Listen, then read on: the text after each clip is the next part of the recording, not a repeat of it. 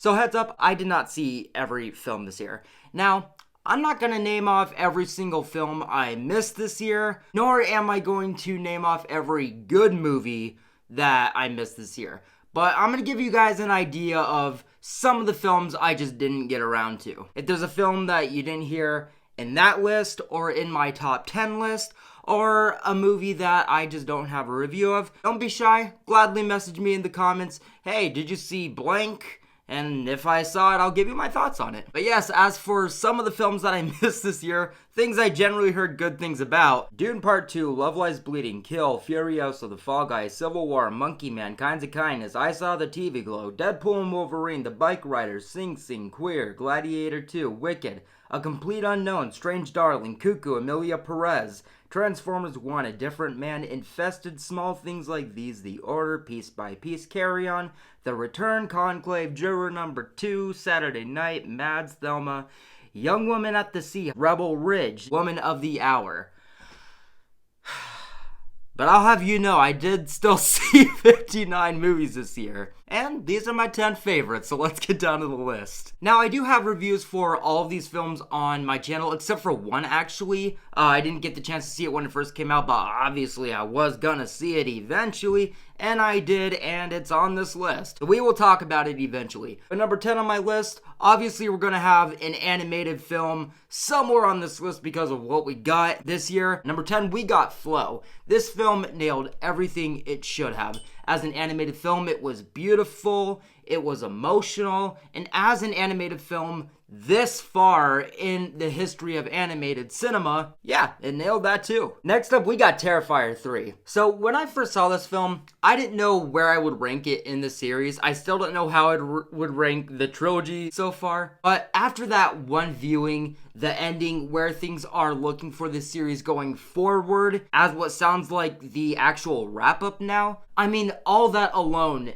did have me going down just this rabbit hole of the series. And yes, I did watch Terrifier 1 and 2 the second I got home from Terrifier 3. That's a lot of Terrifier. That speaks volumes. Next on my list, we have The Substance. This is a really interesting one. This is one of the longest movies I've seen this year. I'm not a fan of the body horror genre, and I actually wasn't even planning on seeing the movie until I got a screener and I heard the buzz and I was like, I'll give it a shot. Thank God I did, because I was not expecting this to be one of my top 10 favorite movies of the year. And not only that, with this almost 3-hour body horror pick that was not on my radar, I found it to be like 90% perfect, up until that ending where it just got like a little bit weird. Alright, next on my list now, we've got Longlegs. Obviously that was going to be somewhere on this list. Best horror marketing that maybe I've ever lived through? Check. Best horror performance of the year? Check. And with all of the buzz and build up to this film, did I walk away from the final product enjoying myself? Visiting the film more during its theatrical run, eating up literally everything I could about the film, and then buying the Blu-ray day one? Check. Any horror buff that does any sort of top 10, whether that's horror or movies in general, Longlegs is gonna be there somewhere. Alright, and the one movie on this list that I did not get the chance to review, I saw it a little bit late, I was busy or whatever, maybe had to go back and watch the trilogy before it first, we got Kingdom of the Planet of the Apes. Now look, that Caesar trilogy is a beloved and absolutely ape-strong trilogy. It was just a matter of time before the torch was going to be passed on to yet a different direction, a different director. As the first entry in this new direction, for it to be number 6 on this list, I was quite impressed. Oh yeah, baby, we got Nick Cage twice on this list. We've got Arcadian. I remember very vividly how I felt during the viewing of this. I remember wanting to talk about it immediately, not expecting to talk about it, which I did. And I remember wanting to pick it up as soon as it landed on physical media, which I did. And I want to rewatch it, which I will. For a year with quite a bit apocalyptic horrors, including a Quiet Place film being in that category, to say that this is the one I took the most away from says a lot. One of the best franchises of all time, one of the best horror franchises of all time, and finally being that long-awaited true follow-up and horror sequel to The GOAT,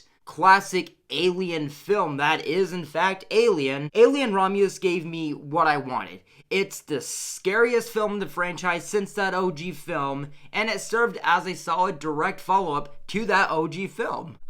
It's always nice to have an A24 film somewhere on this list. And believe me, before I saw Maxine, I was really hoping that that was gonna be at the very top of this list. But no, we got a different A24 film, a romance film, which isn't the craziest thing to say. After all, I did say in my review of this film that A24, man, gotta start keeping an eye on them romance films of theirs, kind of like their horror films now. I thought this film was very good, if not great. I remember when I saw this film back in February. As a periodic horror film, it was such a ride in all the ways it should have been. It was experimental and twisty as hell, it was scary, and as a 2024 directorial debut horror periodic indie creature film, it gave such a fun blend of the classic horror scares and the now very popular folklore atmosphere, but was very selective and fresh and smart with using and blending both incorporations. And from February all the way up until October, this remained not only my favorite movie of the year, but my favorite horror film of the year.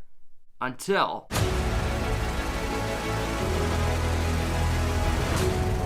What the hell can I say about this film that I haven't already? Scariest film of the year? Check. One of the most original films of the year? Check. One of the most impressive films of the year? Check.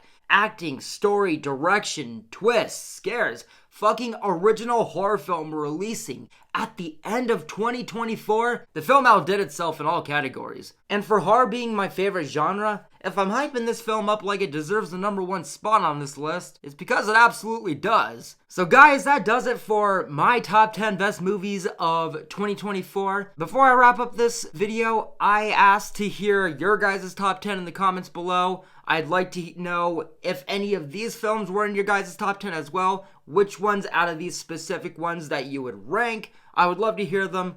Let's talk in the comments. But yes, guys, thank you guys so much for watching. We are now going into 2025, and I have a video completely dedicated to the next year, so go ahead and check that one out. But yes, guys, as always, I will see you guys in the next video very, very soon. Thank you guys so much for watching. I hope you guys had a good holiday, a good year, and I will see you guys very soon in the next video. Take care.